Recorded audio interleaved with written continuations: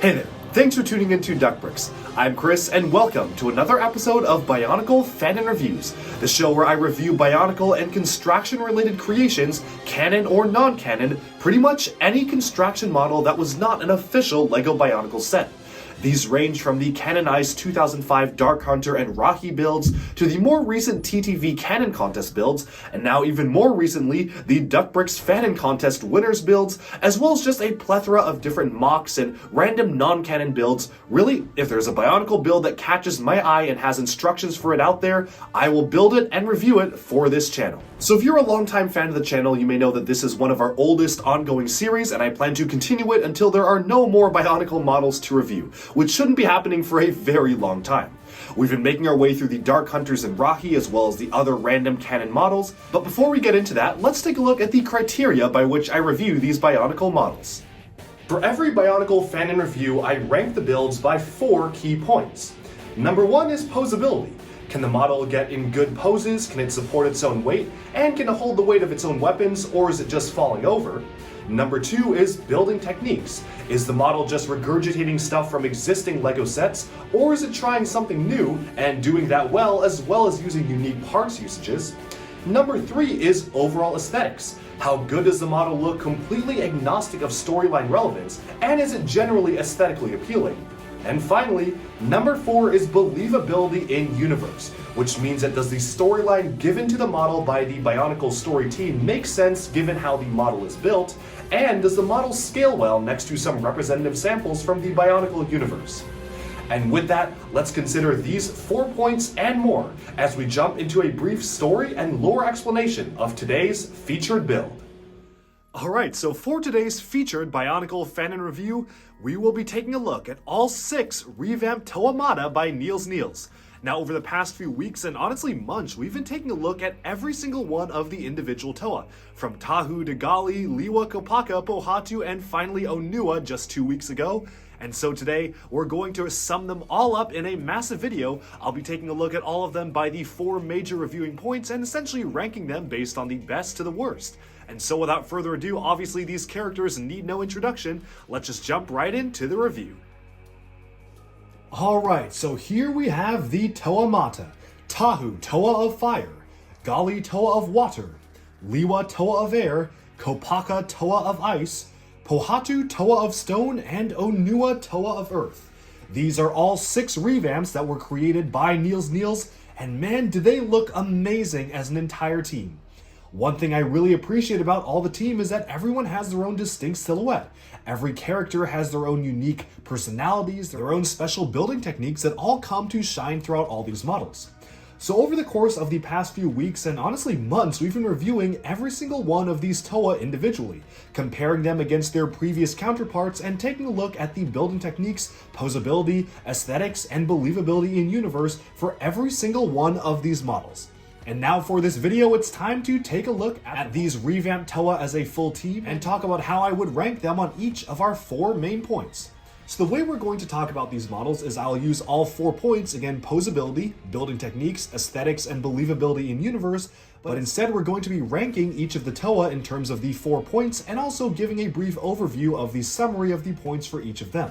So before we start off, I want to give that brief general summary first. First of all, I will say that each of the Toa has pretty much a very simple standard amount of articulation.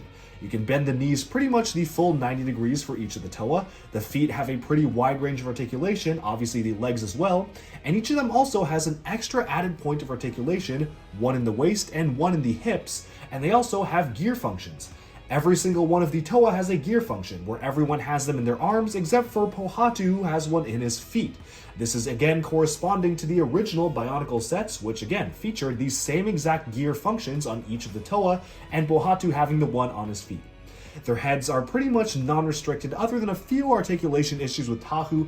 Everyone else can really just freely move their heads, and the same goes for their arms. The gear function is really great because it usually does have friction, and for the most part they can just move their arms however they want.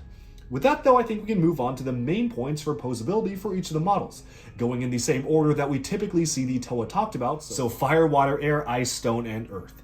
So starting off with Tahu here, the posability is honestly pretty average for Tahu. It's nothing amazing like say Onua, and it's nothing too abysmal like Pohatu. you can just kind of pose him generally pretty okay. Again, the legs are fairly stable, they hold the weight of the character, and the waist can be moved around exactly as you'd want to. Really, the only complaint here is that as you tend to move around this character, sometimes certain pieces will fall off, such as the upper waist piece here. This is already starting to pop off just when I moved him and leaned him forward a little bit, as you can see right there. So that is really the only major complaint that I have in terms of the posability and articulation for where Tahu is concerned.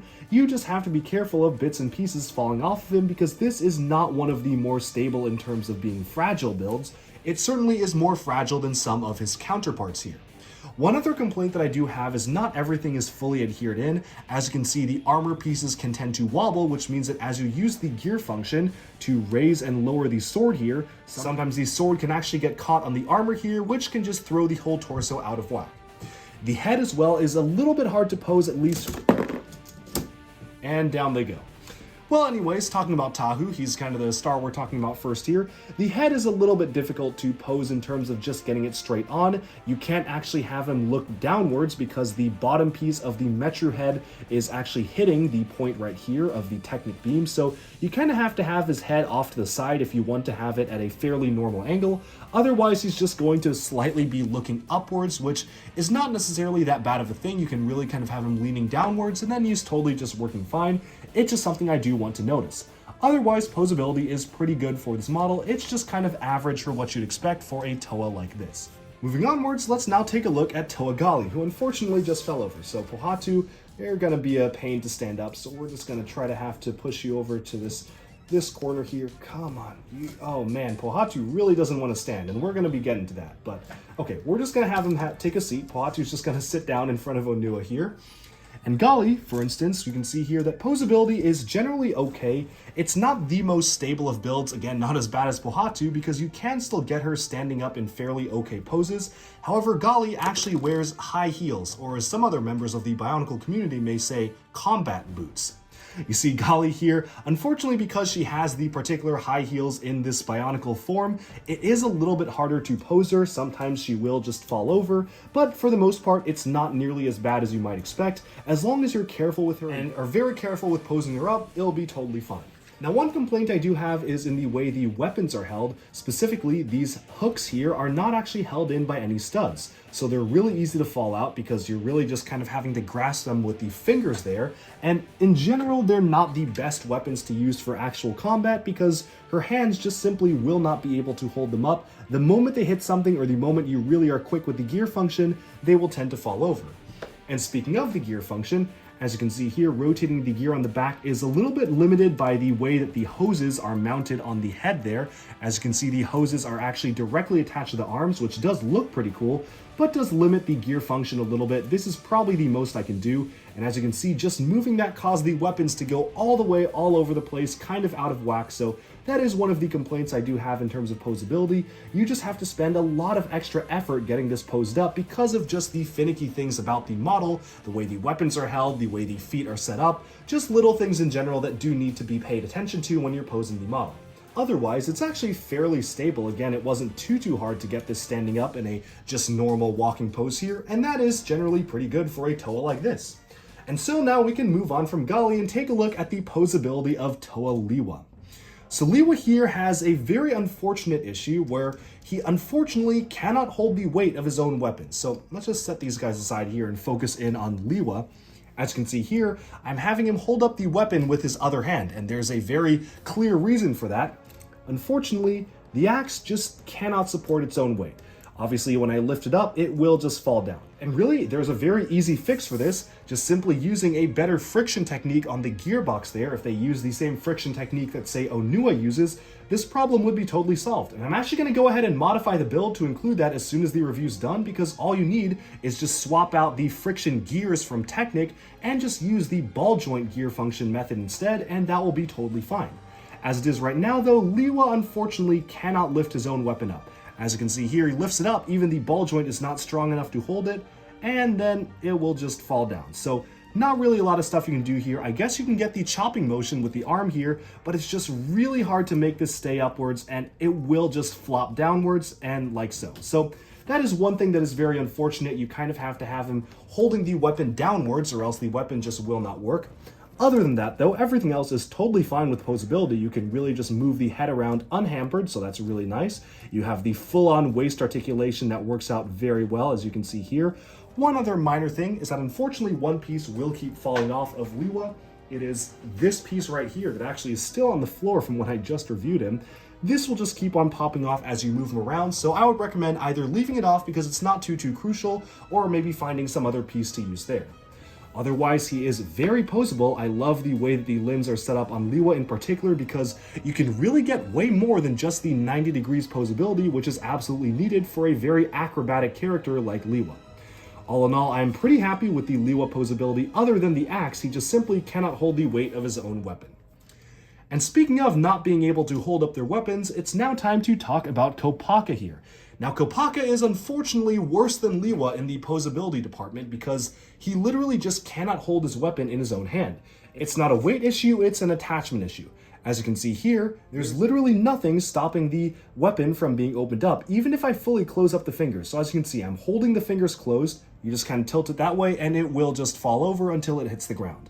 There's no way to mitigate this. It's just attached on a single Technic pin. So really you cannot have him attack with the weapon. He cannot hold it in any way, shape, or form other than like this, because unfortunately it will just flop downwards. There's not really a solution to that, which kind of makes the gear function kind of useless because you can swing his arm up and down, but he's not going to get a lot of action out of that because obviously he can't actually wield the weapon upwards. The arm will just go up and down. Sure, the arm's going up and down just fine, but the weapon, I guess he's more using it like a snowplow now than an actual pipe because it's just sliding across the ground. So that is something that's a bit unfortunate to me. I really do wish that there was a better way to attach the weapon onto the hand here because it's a really cool looking weapon. It just simply does not stand up.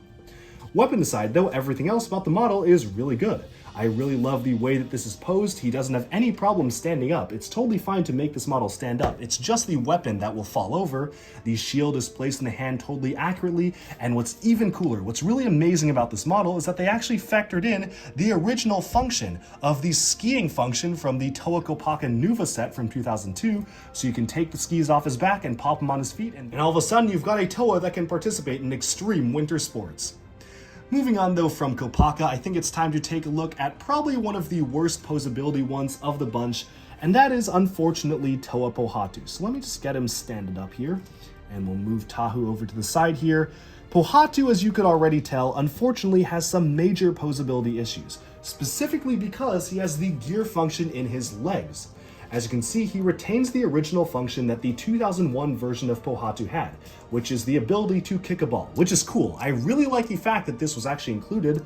Unfortunately, this has literally no friction. As you can see, the leg, even without me twisting the gear, will just swing back and forth. Now, this was the same way that it was set up for the original Pohatu Mata, but with that model, because it wasn't so heavy and large, it was not a problem in terms of posability.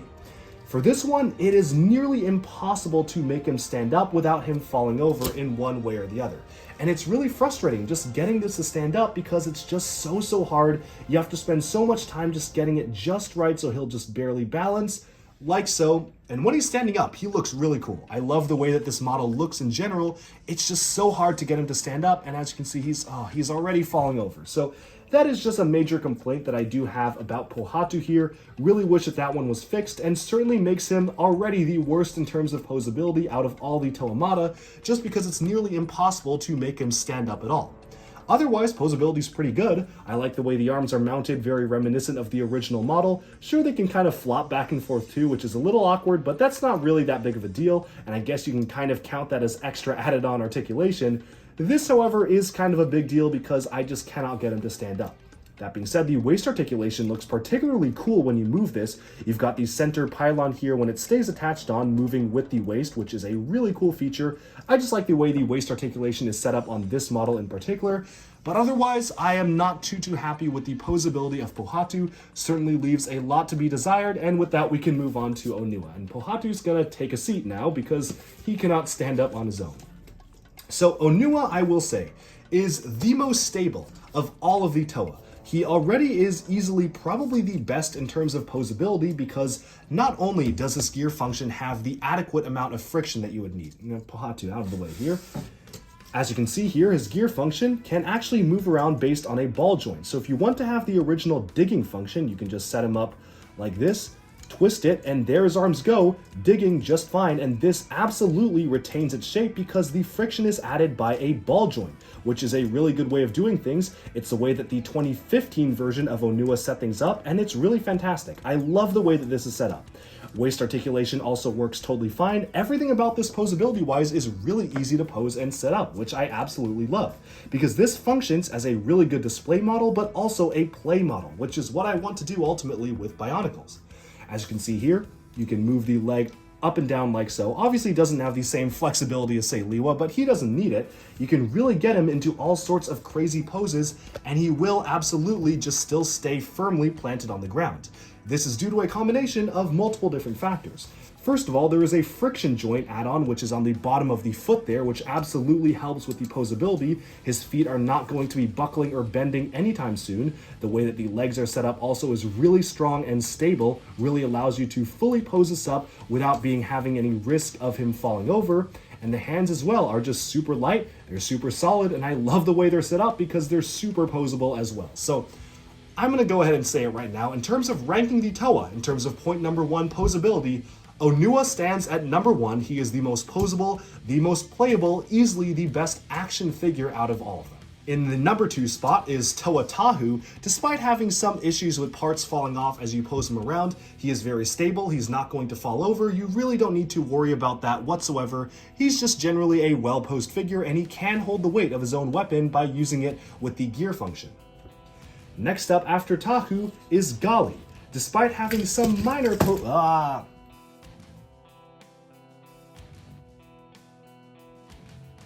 Next up after Tahu, surprisingly, is Gali. Despite using literal high heels, Gali is more stable than some of the other Toa, and thankfully she can actually grasp the weapons totally okay. Sure, they will fall out a little bit, but there aren't any stability issues, and it's not too hard to get her in a good pose either. You just kind of have to spend some extra effort in getting her to pose right. After Gali is Liwa.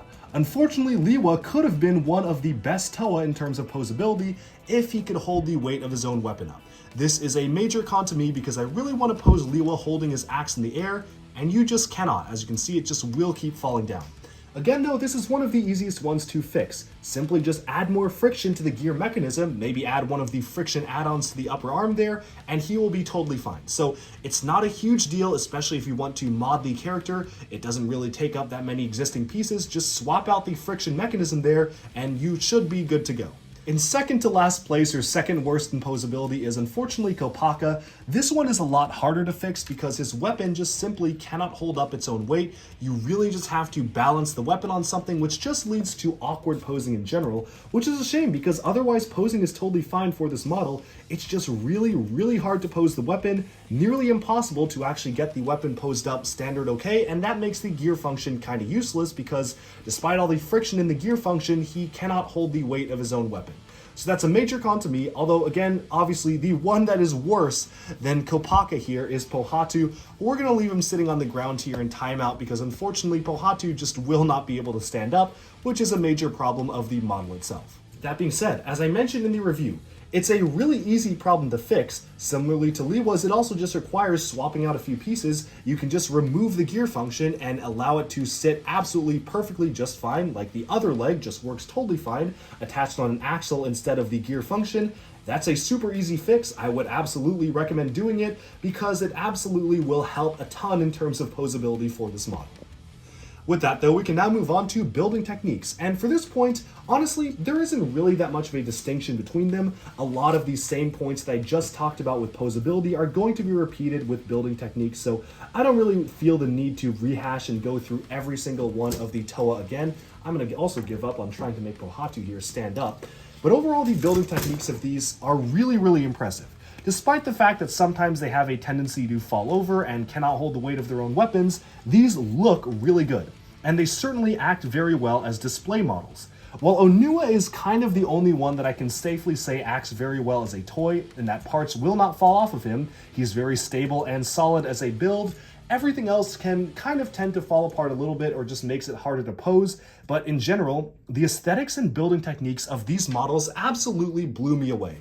And I was really impressed by just how good the different building techniques were when putting these together, because every single one, despite using some similar techniques, really just had some great ways to actually pose the models up and build each and every one of their limbs. There's not a single one that uses the same building technique for one of the lower leg pieces, for instance, or one of the upper arm pieces. Every single model uses a very unique technique to actually achieve a different texture for each of the builds, which really allows them to feel like different characters that are fully distinct and set apart. And it's really impressive seeing the amount of engineering that went into creating each of these models. All in all, while Onua is probably again the most impressive in terms of being both a toy and a great action figure to pose, every one of the models is actually pretty good, and I'm very, very impressed by the amount of sophistication in detailed technique, system, and CCBS building techniques that every single one of these models exemplifies. Moving onwards though to point number 3, aesthetics. Aesthetically speaking, every single one of the models obviously looks really good. I wanted to build these because of how good they look. They're really great representations of the Toa Mata, but just brought into the modern era. I think in terms of aesthetics, the ones whose color schemes really catch my eye are Liwa and Tahu here. I think those are kind of the ones that make the most sense because they have very bright, vibrant color schemes, with the black acting as a very sharp highlight color. Obviously, Gali is really well done as well with the bright blue, whereas some other ones like say Onua and Kopaka can tend to feel a little bit colorless, but again, that's more of a fault of the original Toa Mata than these models themselves. Pohatu here actually does a really good job of blending in different colors and introducing dark orange, a color that was not present on the original model, but absolutely helps in making him feel completely distinct and really giving Pohatu a much needed upgrade to his color palette, which was pretty much just dark brown and tan before they actually introduced this brand new color. So I do like the inclusion of the dark brown for Pohatu. I'm glad that they included it as kind of a callback to the original Generation 2 2015 version of him as well. And all in all, this one also turned out pretty good. Onua, though, I feel like is the one that probably could have used the most changes to the color scheme, despite him being the best toy in general. I just feel like the all black and dark gray build is kind of a little bit repetitive and easy to kind of allow pieces to blend in. There's not a lot of contrast between the textures here, and especially under certain lighting conditions, everything can kind of just blend together. I don't know if the solution would have been including some sort of purple or transparent purple into the design, like the remade G2 2015 Onua's used, or just some other color, maybe even using more of the transparent green to spice things up, but as it is, this one has one of the less interesting color schemes aesthetically speaking. That being said, aesthetics is not just about color, and I wanted to talk about the overall silhouettes as well. Gali has a very distinctive silhouette where she is unmistakably a female character, but unfortunately it does go a little bit too far in a few places. It has very, very exaggerated comical proportions, which honestly I feel compared to the rest of the Toa definitely wasn't something that absolutely was needed. Onua is another one that has pretty comical, exaggerated proportions, but in his case I do think it works out fairly well because he just feels very well built. Onua's really been hitting the gym with the wide chest here, a very triangular-like design, which also feels different from Tahu, who also has a pretty bulky build, but is pretty bulky throughout, and he just feels like more of a large warrior here versus Onua, who's just very, very exaggerated in terms of having these very wide shoulders. Liwa and Kopaka's silhouettes are the most similar. Liwa at least is a little bit more agile looking. He obviously has the very skinny limbs, although Kopaka kind of has a similar aesthetic. Kopaka is just a lot taller than Liwa, so it definitely does balance out that way. And Pohatu also is built really well with a very distinctive silhouette, having these very, very large lower legs to act as boots on Pohatu here, I think is a really nice touch in general. And finally, for the believability in universe point, I am not going to go ahead and destroy all my Bionicle shelves again just to bring over all of the Toa again, but I do just kind of want to point out a few things that I really liked about these models. The one model that I feel truly bridged together all different aspects of the previous iterations of the character the most is the Gali model here, specifically because she includes pieces like these, which are reminiscent to the 2008 model. She also includes some CCBS similar to the 2015 and 16 models, and of course is generally based off of the 2001 version, plus the propellers from 2002. Some of the other influences are a little bit less obvious to see. Pohatu obviously is mainly just based off of the 2001 version, although the dark orange is directly from the G2 version. Tahu here again takes direct inspiration from the original version, although he does have some bits and pieces that are kind of reminiscent to some of the other Tahus, although not as obvious. Kopaka here takes direct inspiration from the 2015 version in converting his weapon to a spear. For better or for worse, if it was a sword, maybe he could have at least held it in his hand okay, but the spear does look really cool and gives him a very distinct weapon. Which is another thing. I like how all of the Toa here have distinct weapons, whether they be Pohatu's feet, Tahu's sword, Kopaka's spear, Liwa's got the axe, Onua's got the claws, and Gali's got the hook things. Everyone has a completely unique weapon that very much again adds to the silhouette and makes these characters feel like distinct characters. Versus Kopaka in the original 2001 line having a sword very similar to Tahu. These two really felt very similar previously, and now they feel like very different characters, not only in the weapons but just in the way that they're built, with the very wide shoulders here and overall bulky body compared to Kopaka's much skinnier form and limbs. Overall, this was an absolute joy to review and build every single one of these models. I would highly recommend checking out the instructions. You can purchase them from Nielsniels, who I've linked in the description below. Of course, do let me know in the comments as well, what do you think of these models as a full Toa team? Which ones are your favorites? Which are your least favorites? And do let me know if you've built any of these yourselves. Again, thank you all so much for tuning in to Bionicle Fanon Reviews. They've been coming out every 2 weeks, so tune in 2 weeks for next Monday to get a brand new Bionicle Fanon review, where we finally shift our focus away from these Toa revamps and take a look at something completely different. Stay tuned for that. I hope you enjoy, and thank you all so much for tuning into Duckbricks. I hope you enjoyed this video and subscribe for even more LEGO news, reviews, discussion, and analyses coming your way very soon. Thanks so much, and bye-bye for now.